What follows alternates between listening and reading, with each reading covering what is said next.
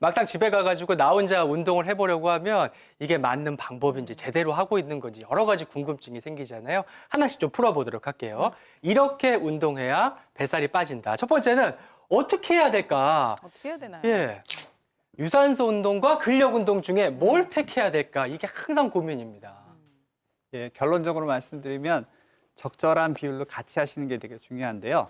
개인별로 그 비율은 좀 달라져야지 됩니다. 예를 들어서 근육이 많은 분들은 유산소 운동을 좀 같이 하시는 게 좋고요. 반대로 근육이 좀 적은 분들은 근력 운동을 같이 하시는 게 좋은데 일반적으로 여자분들은 걷기, 달리기, 수영 같은 유산소 운동을 많이 하시고 남자분들은 웨이트 트레이닝, 윗몸 일으키기, 팔굽혀펴기 같은 근육 운동을 더 많이 하시는데요. 네. 사실은 반대로 하시는 게 더 좋습니다. 예.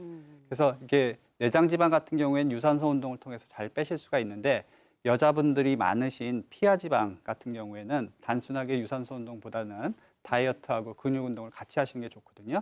그래서 만약에 운동을 전혀 안 하시던 분이 운동을 시작하신다 그러시면 먼저 유산소 운동을 통해서 심장하고 폐를 튼튼하게 하시고 체중도 좀 관리하신 다음에 근육 운동과 다이어트를 통해 가지고 피하 지방을 줄이시면 좋을 것 같습니다. 네, 저희가 사실 이제 방역을 좀 강화하기 위해서 저희 두 MC 사이에도 투명하게 가림막을 좀 세워놨어요. 네. 잘 안 보이실 것 같은데 그것 때문에 그림자가 져서 좀 차트가 안 보이는 점 양해 부탁드리고요. 다시 한번 좀 제대로 읽어드리면 네. 유산소 운동이냐 근력 운동이냐 이제 방법이 고민되시는 부분이었습니다. 이제 방법 결정하셨으면 시간도 정하셔야죠. 언제가 좋을지 한번 계속해서 알아봅니다. 아침이 좋을까요? 저녁이 좋을까요? 언제가 좋을까요, 오 교수님? 네, 아침이냐 저녁이냐 이게 논란이 많습니다만은 운동은 시간 날 때 하는 것이 정답입니다. 네, 내가 편안하게 지속적으로 꾸준히 할 수 있는 때를 정해가지고 그걸 이제 계속 습관을 붙여가면서 하는 것이 중요한데요. 그렇지만 우리가 일상에서 많은 사람들이 아침에 일과를 시작하기 전에 네. 일찍 하거나 맞아요. 아니면 일 끝나고 저녁에 이렇게 하시는 분이 많은데요. 각각 장단점이 있습니다. 그렇지만 이제 체지방을 줄이거나 뱃살을 빼기 위해서는 저녁 운동보다는 아침 운동이 훨씬 더 효과적이라고 보고가 되고 있습니다. 그래서 이제 아침에 이렇게 운동을 하는 것이 좋은 이유가 또 뭐냐 하면요. 우리가 기초대사량 얘기하잖아요. 밤에 자면서 기초대사를 통해서 탄수화물이 이렇게 거진 소진이 되기 때문에 아침에 공복 상태에서 운동을 하게 되면 지방을 먼저 끌어다 써서 에너지원으로 쓰기 때문에 운동 효과가 훨씬 더 좋아지게 되는 것입니다. 그렇지만 아침에 운동하든 저녁에 운동하든 반드시 30분 이상의 운동 시간과 중간 정도 강도의 운동 강도가 반드시 필요합니다. 그렇지만요, 교수님. 그럼 저녁에 운동해야 하는 분들은 어떤 분들일까요? 네, 지방을 태우는 데 있어서는 당연히 아침에 새벽에 하는 게 좋을 겁니다, 공복에. 그렇지만 고혈압이나 당뇨 또는 심장질환이나 뇌졸중 같은 지병을 가지고 계신 분들은 공복에 운동하는 것들이 기온이 차기 때문에 혈압을 올릴 수 있어서 문제가 될 수 있고요. 특히나 당뇨 환자 중에서 당뇨 약제나 인슐린 쓰신 분들이 공복에 운동을 하면 저혈당이 올 수 있어요. 그런 지병이 없는 분들도 공복에 운동 강도를 너무 과하게 하게 되면 운동 끝나면 어때요?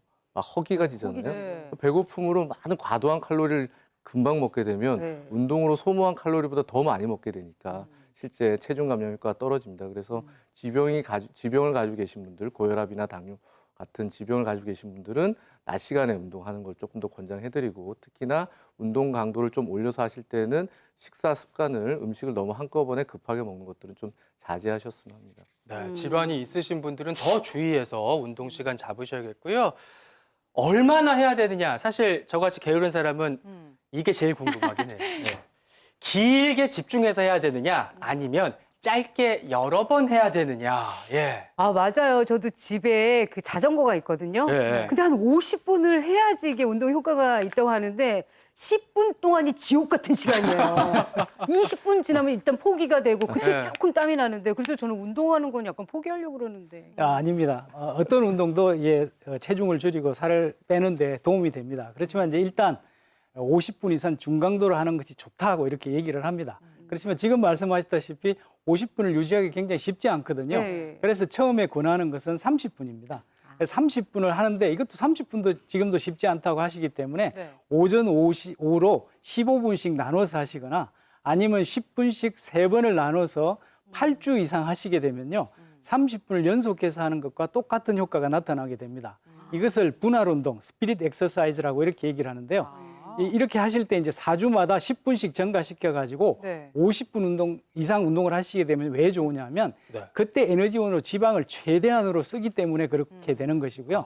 또 운동이 끝나고 난 다음에도 운동의 지속 효과가 계속되어지는데요. 산소를 태운다든지 아니면 에너지를 쓴다든지 하는 지속 효과가 16시간에서 24시간까지 지속되는 효과가 나타나기 때문에 그렇습니다. 그래서 우리가 또 이제 중강도, 그럼 중강도를 어떻게 하는 거예요? 이렇게 물어보시는데 중강도는 내가 운동을 해서 숨이 차서 옆 사람하고 얘기하기가 힘들거나 또는 혼자 노래를 흥얼거리기가 힘든 이 운동 강도를 뜻합니다. 그래서 그런 운동 강도를 가지고 50분 동안 하시게 되면 네. 체지방 감소에 굉장히 효과적인 운동 방법이 되는 것입니다. 그렇군요. 근데 진짜 뭐 건강한 분들이야 이렇게 줄였다가 늘려가면서 운동하실 수도 있겠지만 진짜 체력이 떨어져 있는 분들 그래서 뭐 10분, 20분 하는 것도 힘들다 이런 그렇죠. 분들은 네. 좀 어떤 방법이 도움이 될까요? 네, 그런 분들한테 가장 좋은 방법은 오늘 배우신 운동을 짧게라도 자주 반복하시는 겁니다. 오늘 배운 운동은 이렇게 쉽게 배우실 수도 있지만 짧은 시간에 에너지 소모가 높은 운동 효율이 높은 운동이거든요. 그래서 네. 이런 운동들을 자주 해주시면 좋고요. 또 그 밖에 제가 좀 권해드리고 싶은 거는 계단 오르기입니다. 실제로 계단 오르기는 의사들이 많이 하는 운동이거든요. 네. 네, 계단 오르기 같은 경우에는 유산소 운동 효과도 있지만 무산소 운동을 근육 운동을 같이 병행하는 효과가 있습니다. 그래서 이게 계단 오르기도 요령이 있는데요. 333이라 그래서 333? 하루에 3번, 세 번? 3층 정도 높이를 이렇게 계속 오르시면 좋습니다. 그래서 한 3, 4일 정도 하시면 이게 좀 운동이 좀 쉬워지게 되시거든요. 그래서 심폐지구력이 좋아지시는 걸 느끼시면 네. 다시 또 3층 정도를 더 올라가시는 겁니다.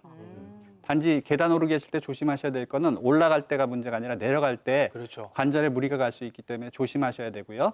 가능하시면은 엘리베이터나 에스컬레이터가 있다 그러면 그걸 이용하시는 게 좋습니다.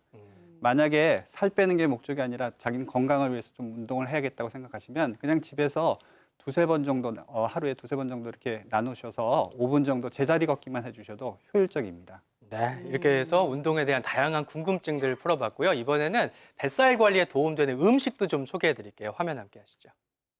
내장 지방 쏙 빼는 음식 알아볼까요? 뱃살을 빼려면 고단백 저염식만 한 것이 없죠. 미역은 깨끗한 물에 30분 이상 불린 뒤 먹기 좋은 크기로 썰어주고요. 단백질의 대명사 두부도 송송. 지방 타파를 위해 미역을 기름에 볶는 대신